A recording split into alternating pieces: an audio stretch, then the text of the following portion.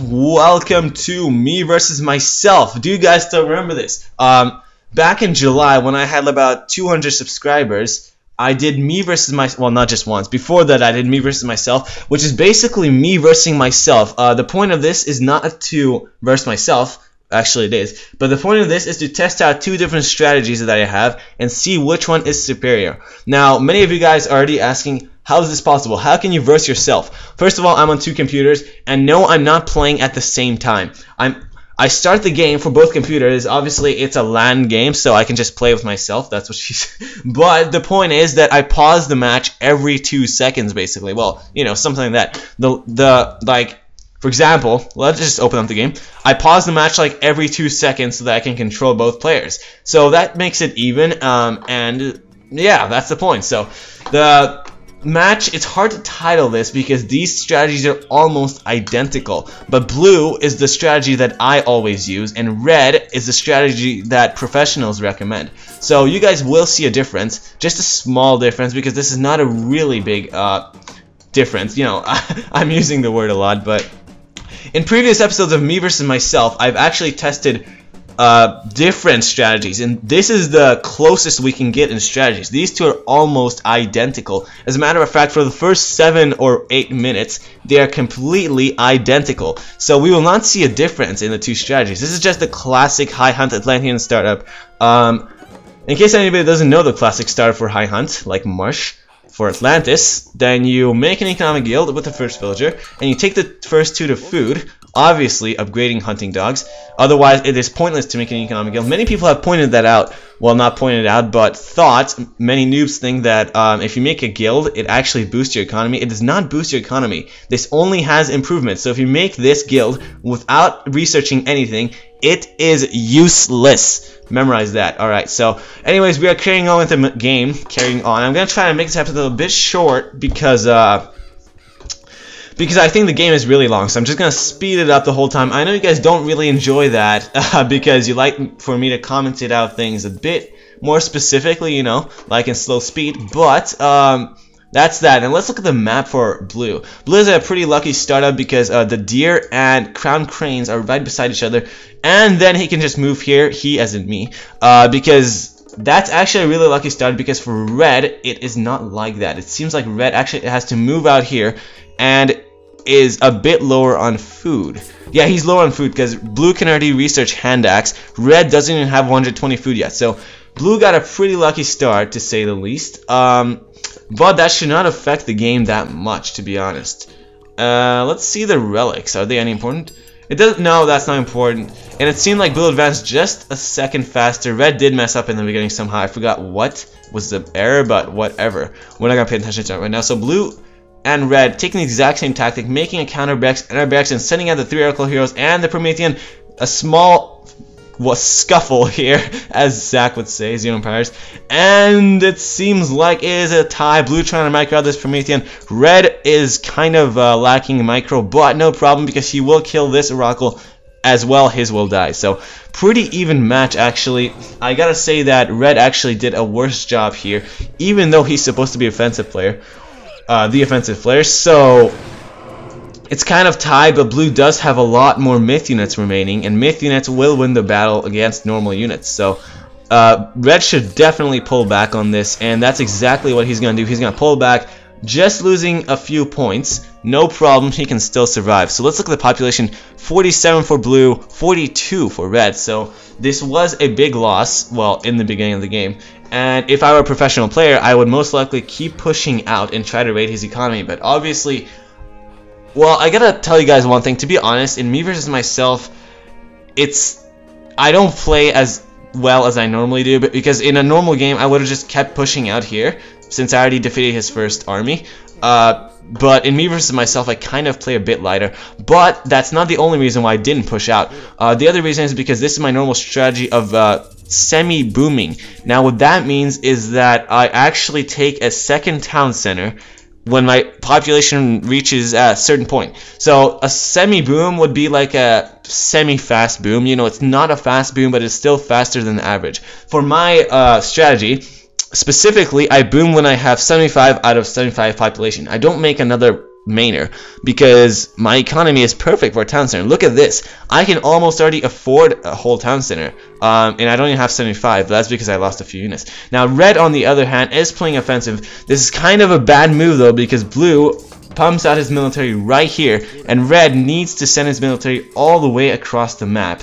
So red should be able to lose this match as well, and blue, actually they're completely tied in score, so that's interesting. Blue is about to take a second town center. Red is about to lose this small fight. Blue microing the heroes onto the mid unit, and red forgetting to micro. I swear I didn't purposely play bad for red. It's just the beginning of this game that was kind of uneven. But red is deciding to gather his military here. Now the difference in gameplay is that red actually made 2 counter barracks and blue only still has 1 because he's about to boom. Now red was trying to, let me just look on his perspective. I was trying to send Terma here so he could raid, but I didn't know that blue had his army here. Well, you know, I have to pretend that I didn't know, because I'm only judging the game by my line of sight, because otherwise it'll be cheating. Now red actually scouted in the perfect location, blocking blue from taking a second town center. So red lost both of the first early on attacks, but now blue is about to lose his town center advantage. So this is pretty bad, especially that shockwave. It denied blue's army from assistance, and it seems like blue's still building, but not for long. It does not seem too secure on the spot, and blue actually lost his army right here, just because red has 2 counter barracks against blue's 1 counter barracks. So this offensive tactic from red is actually paying off really well. And blue's about to lose a few villagers here if he's not careful, and it's definitely too late. He just lost this one. Trying to run away with these. I did not want to garrison them in the mainer just because I knew that these Murmillo could destroy it. And so red is now microing really well with these Terma, trying to kill a second villager. Blue should have went inside this tower like this, but I was trying to go for my town center. A bit of a bad move. Oh, okay, good, I saved it. I thought I didn't. Okay, so I didn't play that stupid. Alright, so I did play well. It seems like both of the tactics have their advantage so far. Blue can... Basically, blue strategy, booming, is a lot better late game. But red, it seems like the aggressive strategy could easily kill off the boom strategy if they play it off well. Look at the population, maxed out on 94, maxed out on 75, so big difference. Booming actually does have a massive advantage early on against Atlanteans, of course. So I mean, what am I saying? Alright, whatever. So, as we can see, red is actually raiding more, sending in his Terma, about to kill another villager if he's lucky. Yes, trapping the villager, perfect move. If you guys are going to ever play players online, Atlantean players, you have to use your Terma to trap their villagers. It's really good. I did a bit sloppy there, but I did kill off one villager, losing like 7 Terma. Was it worth it? I think yes. Just my opinion. I did lose a lot of units, but it's fine. Red can easily recover the units. Now look at the difference between economy. Red has no food or gold basically. Blue is pretty balanced on economy. So booming players do have a better economy simply because, you know, they don't invest as much in military. Now even though blue did not waste his military, he only has 89 actually, and red still has a lot more. 107, so he can push forward, but the problem is blue has towers, so it's pretty hard. The best move to make is to raid the other's villagers, and that's exactly what I was trying to do as red, except this is a bad time to raid simply because blue has lots of military here, trying to kill off the heroes, killed one off, and then trying to kill these off. The problem is that red does not have any heroes, so he has to push back because these mid units could rape him easily. Now this could not really be raided since there are 2 houses to defend off, but this is a very weak area. If red sends in a massive Terma army, this could be devastating. These 2 wood cutting camps could be devastating blows to blue's economy. Now let's look at the population again. 91 against 94, so now they are very even with each other, mostly because blue has a better army here, having myth units and heroes. Red does not have either one of them, so red actually gets pushed back for the first time. Not really the first time, but red actually lost map control there. He had, oh yeah, that's the main advantage of this strategy, by the way. If you play aggressive, you will get map control almost guaranteed. So that's a huge advantage of playing aggressively, because then you can take the forward bases and stuff like that. So playing aggressively does pay off very well. However,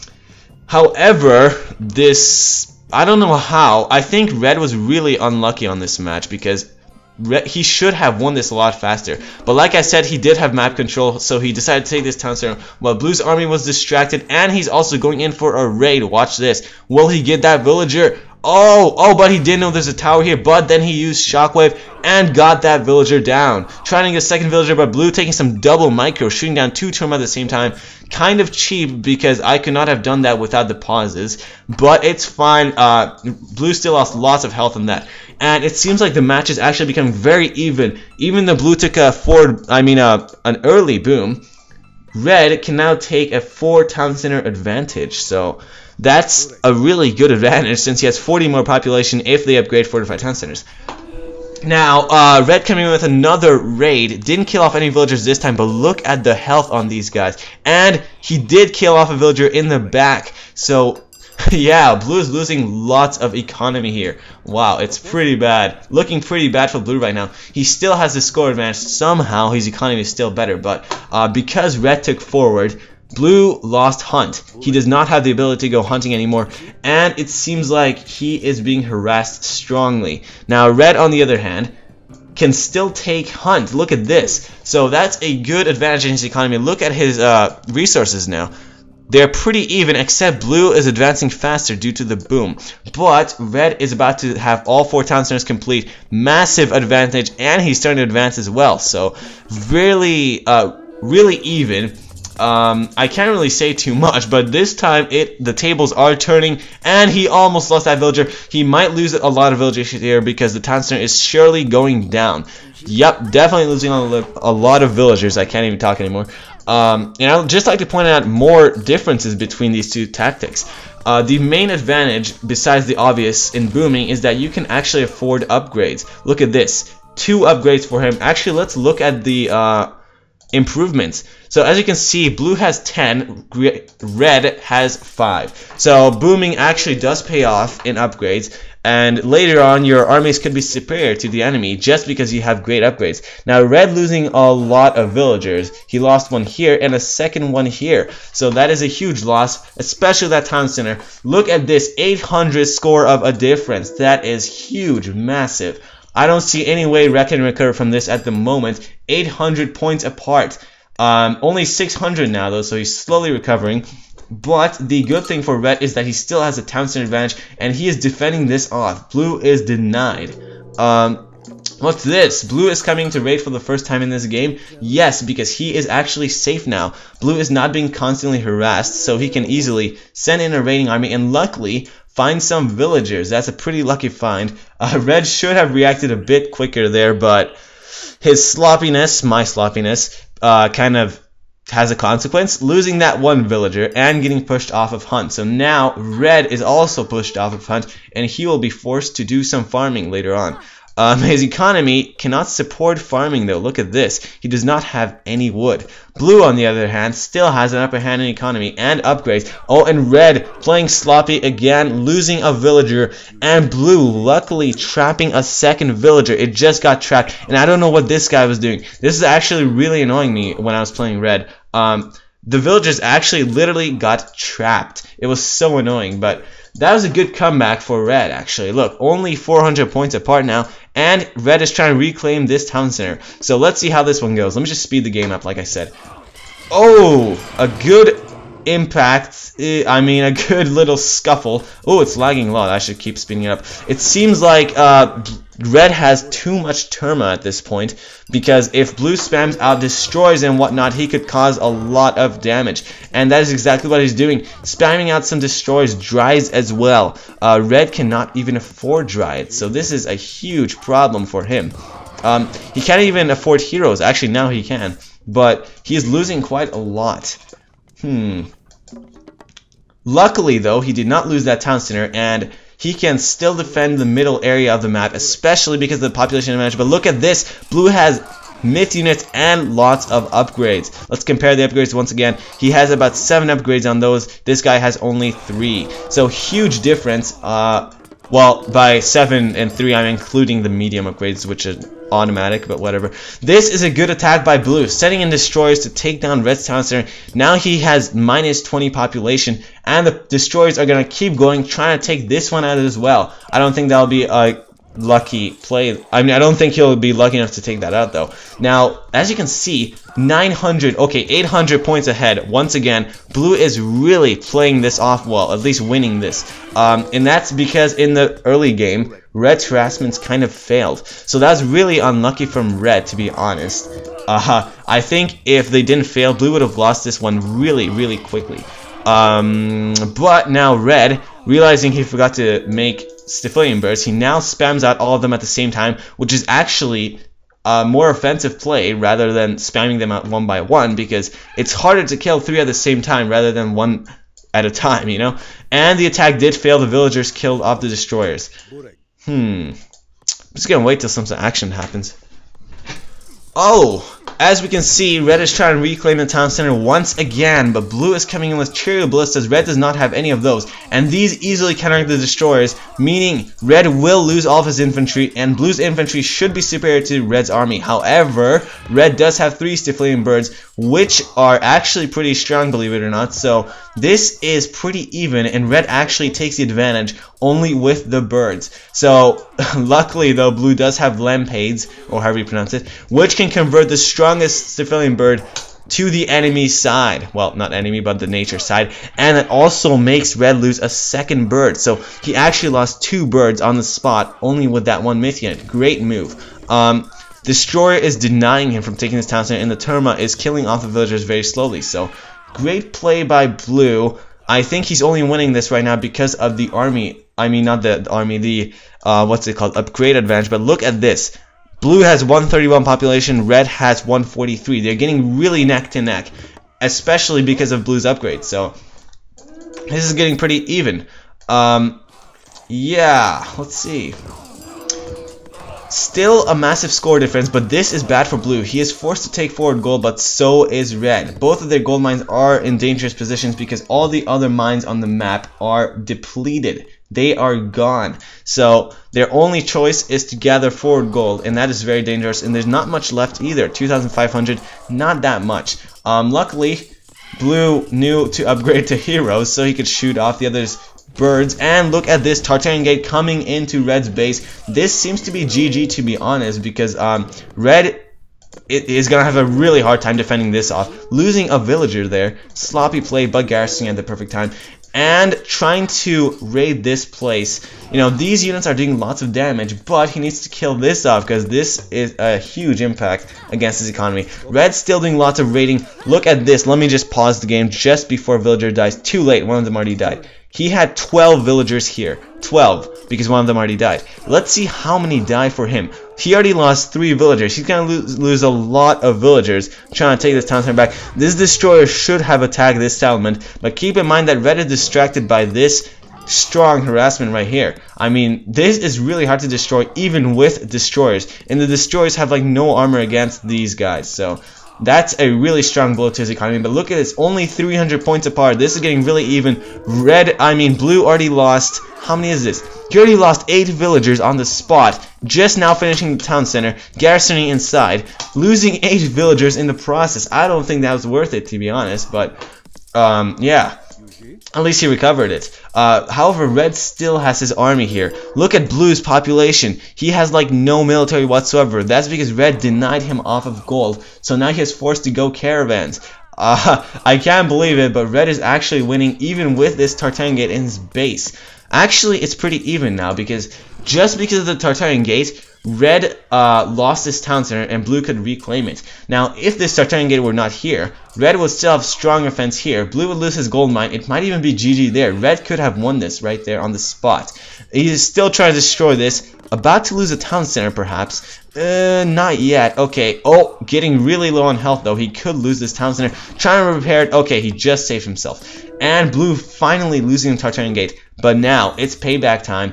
It is Red turns to make what's it called thing in Blue's base. Now unfortunately Blue does have a Hesperus tree in his base. Red had it kind of out in the open, so that's kind of why Blue could make this move. Great move actually.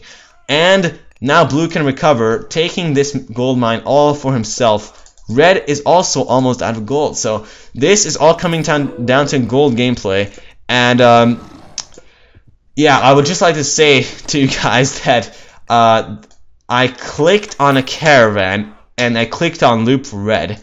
But for some reason, the click didn't function. It was a misclick or something. I don't know. But I honestly clicked on caravan for red. So red is supposed to be making caravans right about now, actually. No, wait. Starting now, he's supposed to make caravans. I remember when he reached 100, I clicked on caravan, and he's supposed to make caravans right now. So, the problem is that they didn't make. Blue is out of gold because he is relying purely on caravans and he needs to make more.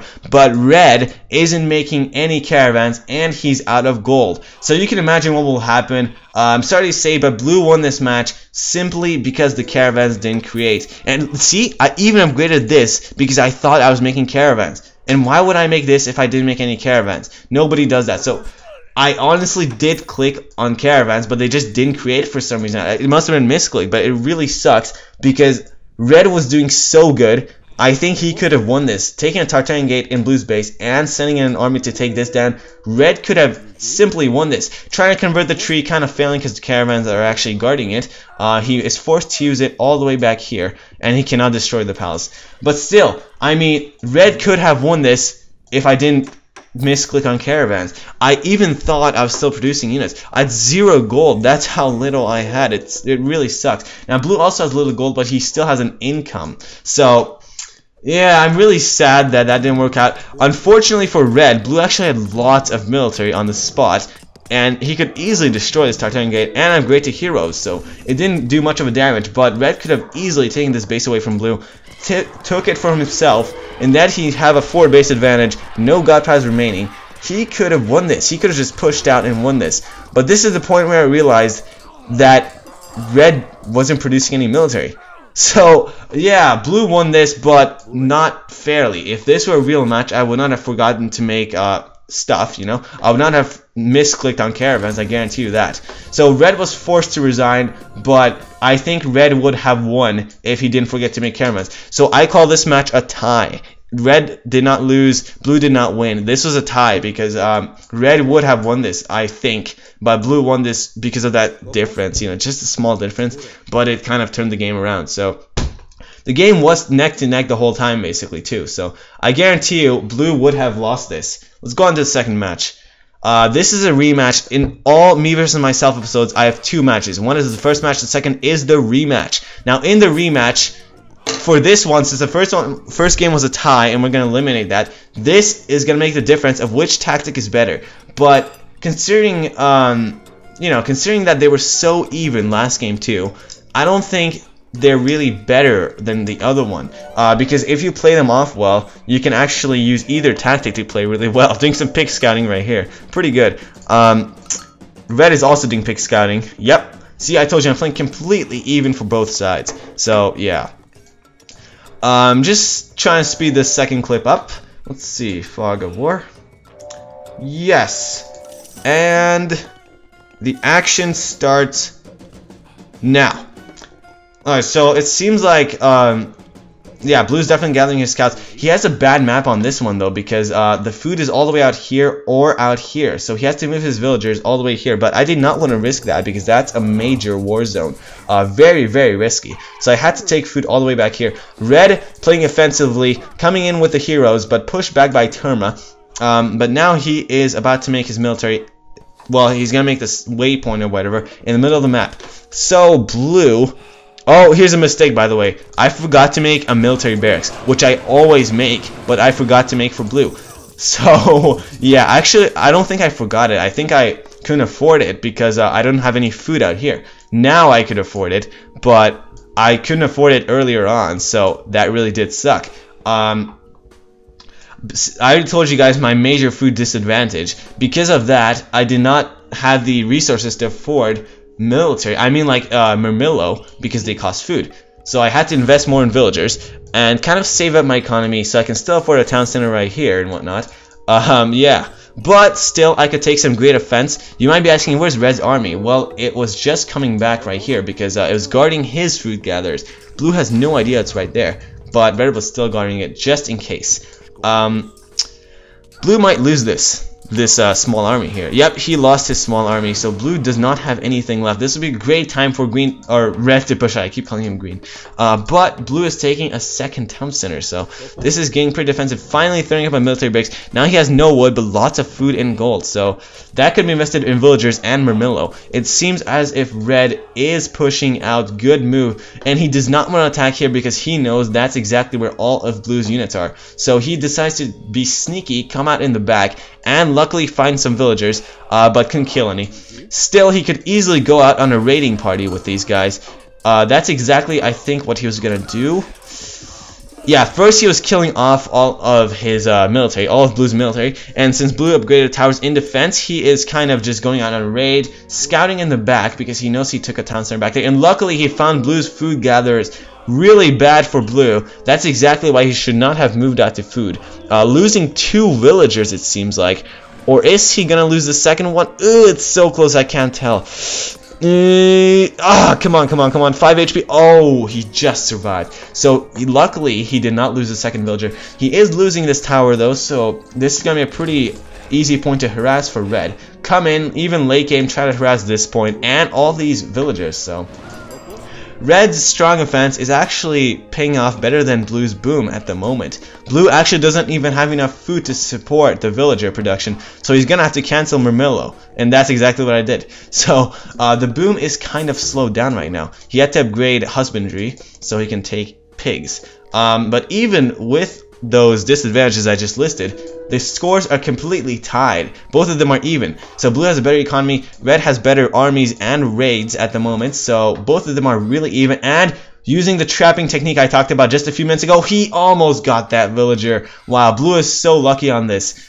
Oh, by the way, if this were a normal game, Blue would not have moved out the villagers that fast. I just did that because in a normal game, I would have moved it out after these moved away, which would be a bit later, but since I'm versing myself, I'm pretending Red didn't know that the villagers were out, so that's why he didn't run back and kill them. But Red keeps on going on a raid, trying to find more villagers. Will he be lucky? And yes, unfortunately there is a mainer, so Blue is completely safe there. Good move, but Red losing the Terma due to the outnumber. Now, for Blue, this is pretty bad because he has 2 gold mines right here. The third gold mine he has, the third safe gold mine he has is here, but all the others, due to Red's map control, are on his side. So the main advantage from playing offensively is definitely map control, and that really pays off because Red could easily take these 2 town centers if he can afford it. So map control is really important.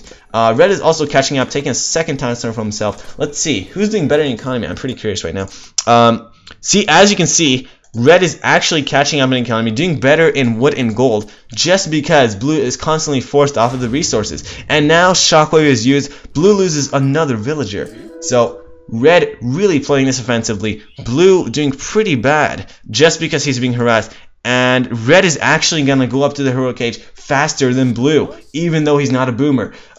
Now, that's really interesting. It seems like Red could take this game for himself, but the scores are pretty much tied. He just dropped because he's advancing, but they're still mainly tied. So, very interesting things. Blue, that's me, taking Chariot Ballistas. Pro players don't usually take Chariot Ballistas. I do. Remember, this is my tactic versus an attempt to be a strong offensive professional. Now, it seems like for this, the strong professional tactic is doing a bit better, but yeah, I don't know if that's luck or not. I don't think it is because I've lost to offensive players using boom, so yeah, it's pretty interesting. These are pretty close together, but there are still some small differences. Blue might lose this villager though. Nope, he's paying attention. Good. Alright, so Blue is denied off of these 2 gold mines. That's a huge difference. He only has this large gold mine left. Red could send in a huge army and just kill these villagers off. But instead, he decides to take forward bases. Just take map control, full out map control, take all these town centers for himself. Blue could move out here and take this town center with a few villagers and his army, but it's really risky because then he'd be open and Red could raid his economy, plus Red could have an army right here defending it. Nobody knows. So it's really risky. So blue can only defend right now. Only now advancing up to the third age. He must kind of not push out because red does have third age units now. Although blue doesn't know that red doesn't have many military right now because his economy just completely died out for some reason. But he can now see that red is taking the 4 bases. He must move back because that town center would push him back either way. It seems like blue does have a score advantage. I'm assuming he took the economy advantage back up again. Yes, he did. Full out economical advantage. I'm assuming that's all in the upgrades right now. Let me just check the upgrades. Sorry, I'm always clicking on here. Yes, it's in the upgrades as we speak. And he's scouting this town center. And luckily, he knew red was taking it. The reason why is because he saw him take these 2. So it's only obvious that red would take the last town center. Red almost reacting in time, but just losing this villager and denied off this town center for the time being.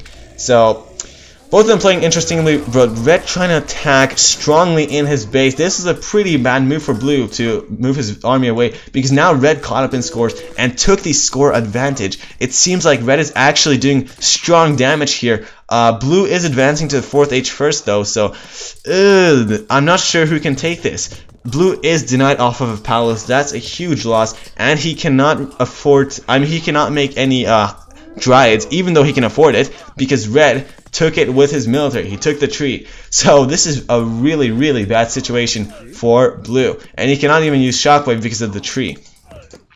It seems like blue is definitely losing this match right now. Taking map control seems to make a huge difference in some maps like this one. So I guess if you want to decide on whether to play offensive or boom, semi-boom, it all depends on the map or the other player. I personally always like to semi-boom because I like to have a good economy, but pro players, if you're 1800 or higher, it would all depend on the map. You would sometimes play offensively, sometimes you would boom. Now, for this, offensive wins, and I think offensive strategies would win over all boom if it's Oranos versus Oranos. I think they would be better. Now look at this. Blue's out of gold mines. He could move here. It's pretty dangerous though, and red is actually destroying blue's base. Blue only has one last move, using a Tartarian gate, but he just resigns because he knows he lost. Good game. Offensive wins. Me versus myself, Oranos versus Oranos. So I hope you guys enjoyed. I might have more Oranos versus Oranos matches, but they're really hard to make because I told you guys I pause every few seconds, and the first match actually took 3 hours to make. This one only took maybe like 50 minutes or something, but they take really long, so it's hard to pump out these clips. They're really fun to commentate though, so good clips. And I'm happy I brought back me versus myself after many months of not being on this channel. I finally brought one back. I actually have a massive list from the time back of, you know, episodes I should make. So, hope you guys enjoyed, and you guys could look forward to that. What else do I have to say? Oh yes, I actually have a massive SO party planned for the 1000 special. We're gonna play it just next week, and then I'll upload it as the 1000 special video. So, if you guys want to partake in the SO party, if you can access SO, please come to the SO party. I should have details in the description, you know, of when it will be and whatnot. So if you guys can make it, please do. I will have times, and it will be really, I think it should be easy for your time zone to make it. For Australia, it should be late at night, like 11 or something. For Europe, it should be in the middle of the day. It's the easiest for them. For India, it should be in the evening. So the only ones that have a challenge of making it are the West Coast North Americans, which is kind of like me. I'm gonna have to wake up early in the morning, like 7 a.m., and that's when I'll have to play. But it's not a problem because most of my viewers are European, so, and Australian actually. European and Australian, you guys can easily make it to the SO party, as well as Brazilians, because for you it's like at 11 a.m. in the morning. So I thought that if I make it at 7 a.m. in my time zone, it'll be a really good time for all of you guys. So I might change it, but the official time will be on the screen right here and in the description. Hope you guys enjoyed, and I'll hope to see you guys there.